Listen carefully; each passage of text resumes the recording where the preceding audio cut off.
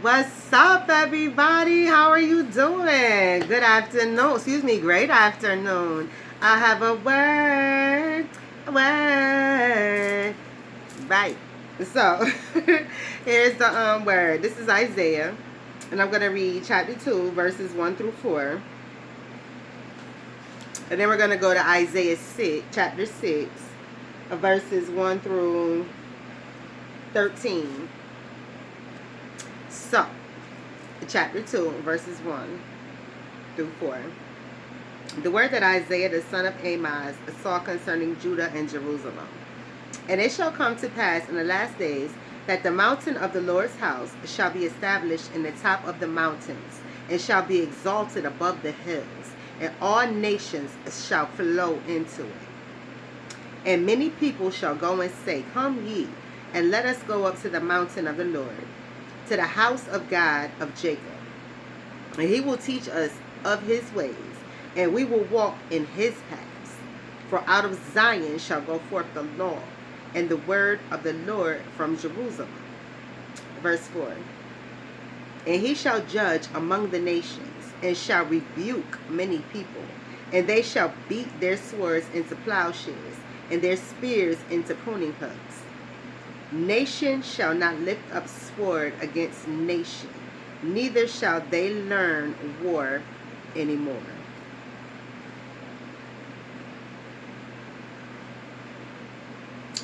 So what God is saying is there will be a peace, and there will be a halt in all war. War will never exist again after this particular time with God, right?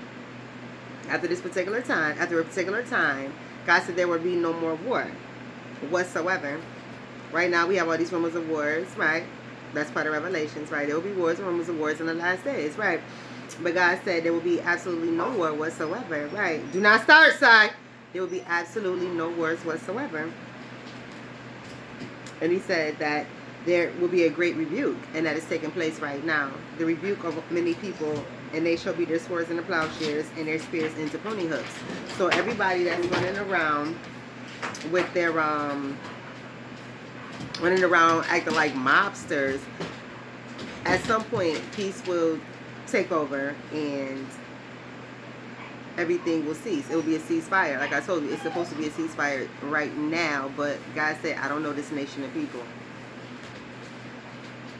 So understand that we will all be exalted with God in due season. I mean, we are exalted right now, even though it looks like people are shitting on us or whatever, right?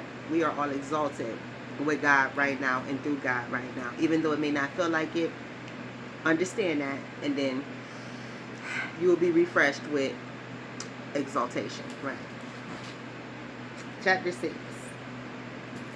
In the year that King Uzziah died, I saw also the Lord sitting upon a throne, high and lifted up, and his train filled the temple. Above it stood the seraphims. Each one had 6 wings. With twain he covered his face, and with twain he covered his feet, and with twain he did fly. And one cried unto another and said, Holy, holy, holy is the Lord of hosts. The whole earth is full of his glory. And the post of the door moved at the voice of him and cried, and the house was filled with smoke. God is ready to speak. God is hiring a prophet at this current time. So this is when, in chapter 6, God approached Isaiah to be his prophet. So God is ready to speak to him. So he sent his seraphims to come and let him know, right? God's coming, right? Nothing you can do about it, right? At the post of the door, in the post of the door moved at the voice of him that cried, and the house was filled with smoke. So the seraphim's voice was so powerful, so strong, it caused his house to shake, the structure to shift, the foundation to shift a bit. And then the room filled with smoke, which was the ushering in of God, right? And then said I, Woe is me, for I am undone, because I am a man of unclean lips, and I dwell in the midst of a people of unclean lips. For mine eyes have seen the King and the Lord of hosts. So Isaiah's like, how are you choosing me? I'm an unclean person, right? I don't fit the bill, so why am I being chosen? And then flew in one of the seraphims unto me, having a live coal in his hand, which he had taken with his tongs from off the altar. And he laid it upon my mouth and said, Lo, this have touched my lips, and thine iniquity is taken away, and thine sin purged. So this is when he was baptized with fire, right? God used the seraphim to purge Isaiah of whatever uncleanliness he felt was inside of him, whatever unworthiness he felt was inside of him. Because Isaiah is the great corrector, which means Isaiah was the type of person who didn't bite his tongue. He let you know what he felt like. When you are a great corrector such as myself, you don't bite your tongue. And you tell people up front, look, you want to get your feelings hurt or you want me to lie to you? I always ask people, do you want me to tell you the truth or a lie? When people ask me for a serious answer, do you want me to tell you the truth or a lie? Because if you want me to tell you the truth, you're going to get your feelings hurt. And this is one of those situations where I know what I'm going to say is going to hurt the person's feelings. So Isaiah is a great corrector. So am I. So that's why I hurt everybody's feelings and don't care nothing about it. This is to correct you, not to hurt your feelings, right? Not to insult you. But hey, it's to wake you up, right? Shake you up, right? Bake you up, right? Switch your ways, right? Because that's the whole thing. God tries you by fire, right? And that's what I am. I'm his little fire. And what have I been doing? Trying y'all. Why? Because y'all wanted to test me, right? So now you're mad, you sad, you're crying. Oh well. God said, yo, bring me your smoke, right? God said, I roll in ass smoke. So yo, I'm with the smoke, right? God said, I'm with the smoke, right? God said, I told you I stopped talking about who ain't cool, right? Because you don't want none of this smoke, right? God said, you don't want none of this smoke. And that's what Isaiah was saying when the smoke came in. Like, yo, I don't want none of that smoke, God, because I'm an unclean man. I'm unworthy of your presence. What are you even doing here asking me anything? I'm not even worthy of your smoke, right?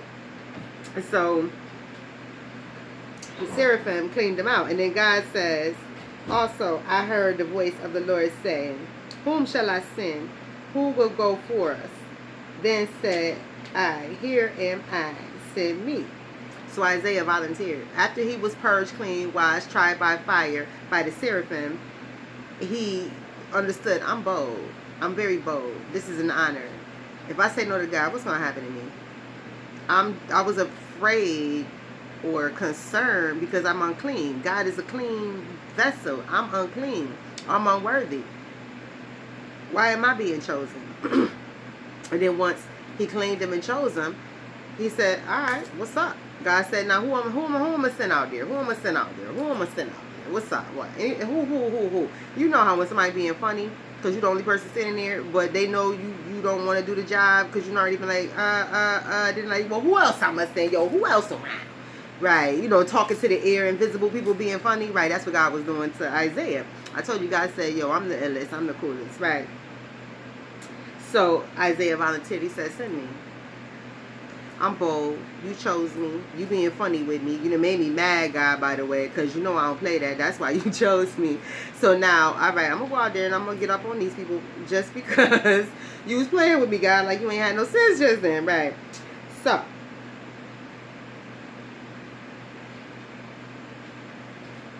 no, I was trying to read my note, but verse 9, and he said, go and tell the people, hear ye indeed, but understand not, and see ye indeed, but perceive not. So he was saying, y'all hearing, but you playing deaf. He said, y'all hear, but you're not understanding. He said, you see, but you acting like, once again, you still not understanding, right? He said, so, okay, let these people know that they playing games, right? Let these people know they understand English just fine and that they playing. And he said, the only way these people will be saved is if they choose to convert, which is coming up in verse 10. Make the heart of this people fat and make their ears heavy and shut their eyes, lest they see with their eyes and hear with their ears and understand with their heart and convert to be healed. Meaning these people have to go into submission in order for you, dear Isaiah, to not put the smack down on them. Give them the word that I'm about to come through as God and put the smack down on them. And the only way I won't come through and put the smack down on them is if they convert right now. God said they do not get a second chance to convert. It has to take place right now. What did I tell you in 2019? Give her them bishops and happy boy. Right. Verse 11. Then said I, Lord, how long? And he answered, until the cities be wasted without inhabitants, and the houses without man, and the land be utterly desolate until all is gone. God said, tell these people that there will be nothing but destruction until all the cities is wiped out. Every place that I have cursed, everything will be dead within it. And that's when I will stop my wrath. Thus saith the Lord. That's what he was telling Isaiah. Let the people know. Everything will be destroyed until I'm tired, says God. And that's what I just told you he was telling y'all yesterday, right? I've been telling y'all for the past couple of weeks. Stop. This is your last chance to repent. And God said, all right. The Lord have removed men from far away, and there is a great forsaking in the midst of the land. There is a separation of the chaff. It has taken place. The chaff keeps trying to jump onto the wheat. God keeps knocking the chaff back off, right? But yet in it shall be a tenth, and it shall return, and shall be eaten. And as a tree, a teal tree, and as an oak whose substance is in them, when they cast their leaves. Excuse me. I told you it'd be some doozies more.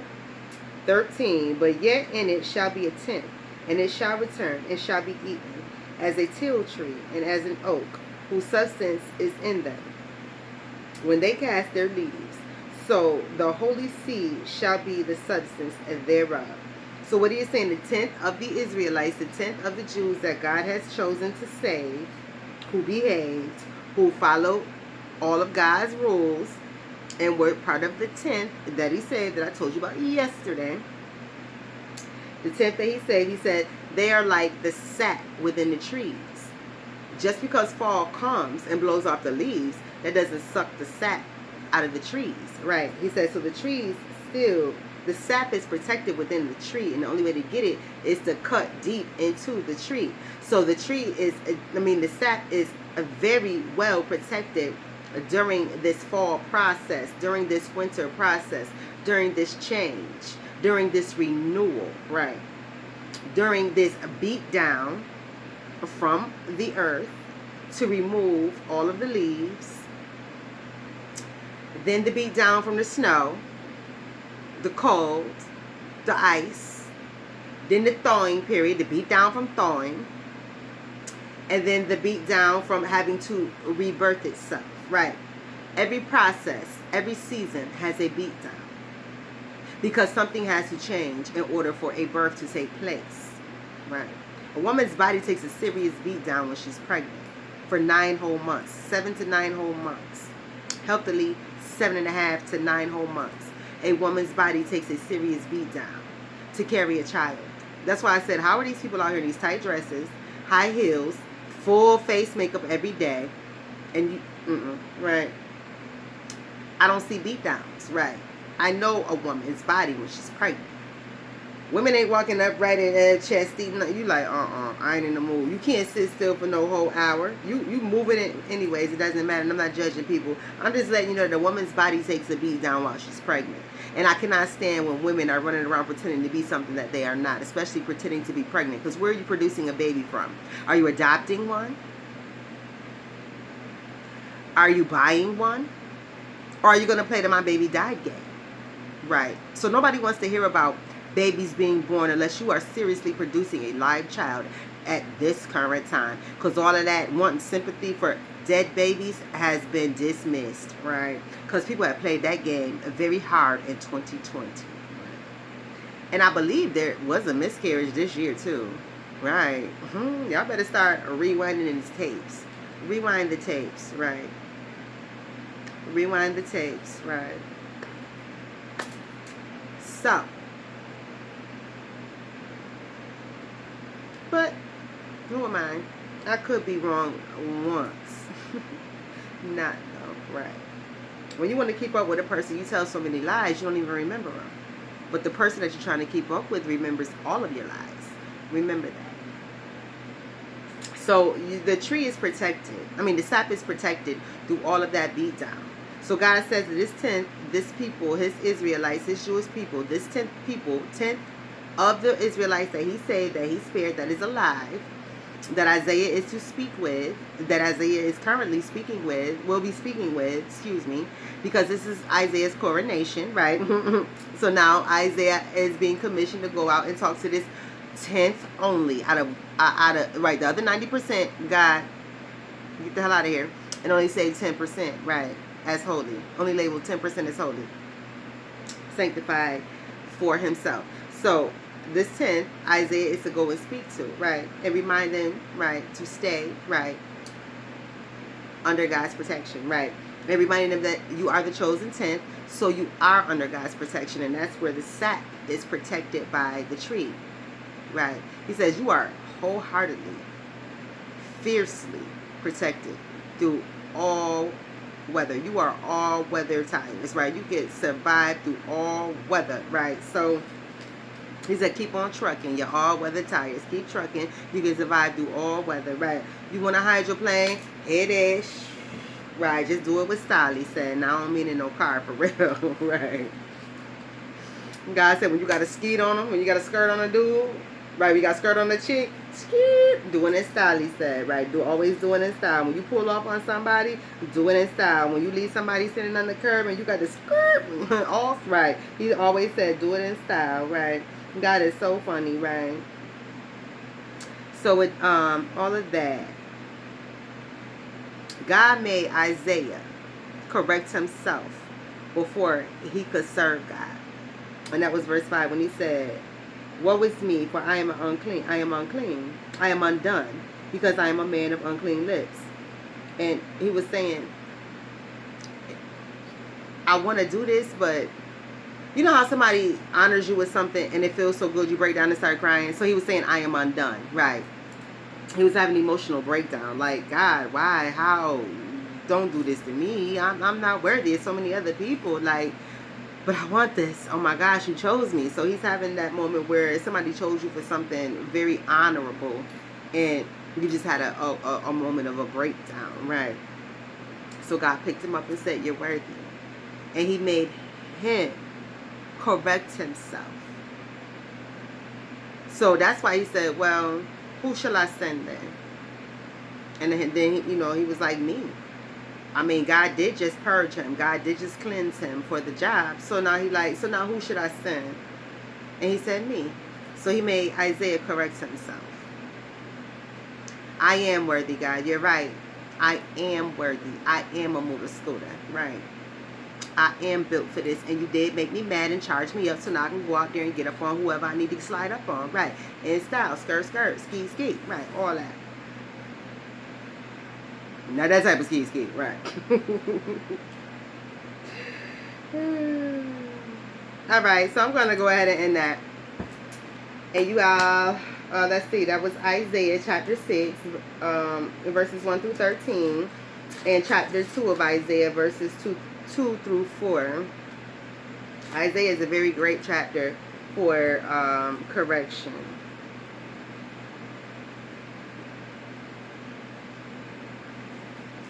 And to double back, that actually goes with the lesson from last night when I read Isaiah chapter 1. So the two that I just read actually goes with Isaiah chapter 1 from last night. Because remember, I did mention that there was a remnant, right? There is a multitude of people that God had put to the side to serve him, right? After he cussed everybody out and told them, I don't want none of your offerings any longer, right? Right, remember he said, I don't want nothing else from you. The daughter of Zion is left as a cottage in a vineyard and a lodge in a garden and cucumbers as a besieged city. Except the Lord of hosts had left unto us a very small remnant. We should have been as Sodom and we should have been as like unto Gomorrah. So remember, he got rid of every single citizen in Sodom and Gomorrah, right? Every single person in Sodom and Gomorrah died. Along the way, God was tearing up Israelites, Jewish folks, the whole time. To the point to where 90% of the Jewish folks, God said, y'all got to get up out my face. And he only put 10% as holy, right?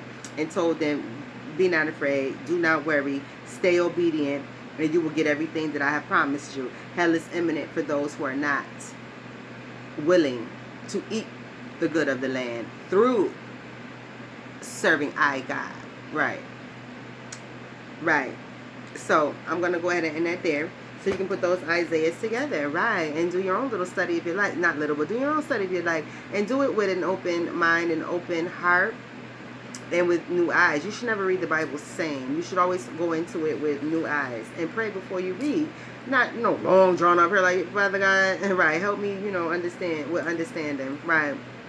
I mean, if you're not even trying to really build knowledge, understanding, and wisdom, then God just gives you a basic understanding of everything, right? You just read it and then boom, you ready for the moment.